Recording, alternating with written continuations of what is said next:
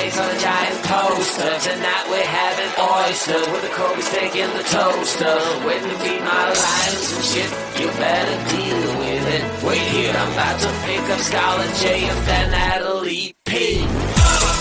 What you gonna do with all that cash? Gonna stay out in an all-nighter bag. I'm gonna buy myself a nice suit and tie, and then I give my boss a finger in my private jet flyby.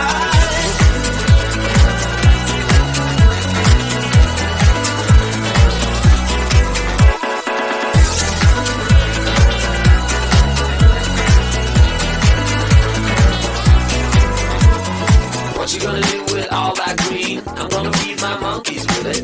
They all hang out by the pool next to my backyard roller coaster with my face on a giant poster. Tonight we're having oyster with the Kobe steak in the toaster. Waiting to feed my lions and shit, you better deal with it. Wait here, I'm about to pick up Scarlett J and then Natalie P.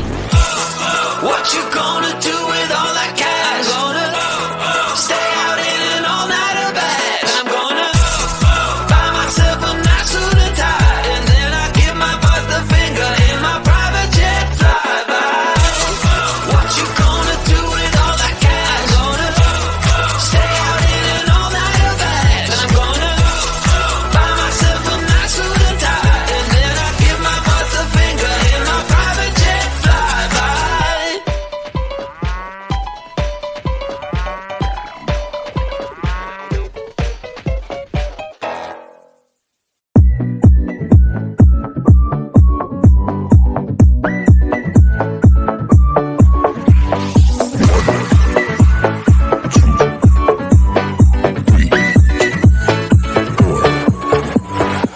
You only make you feel like you could never leave.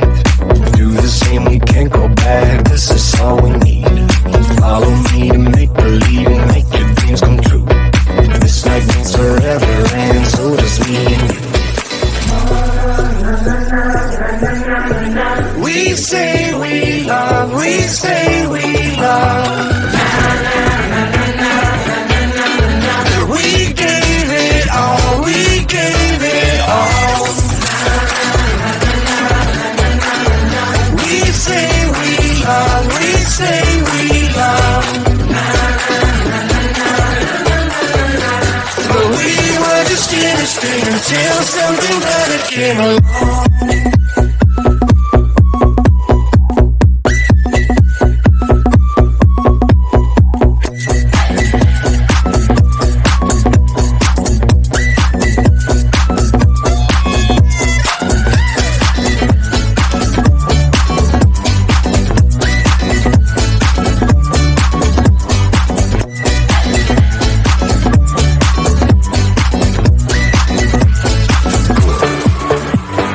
Fall in love and tear it down as soon as we wake up.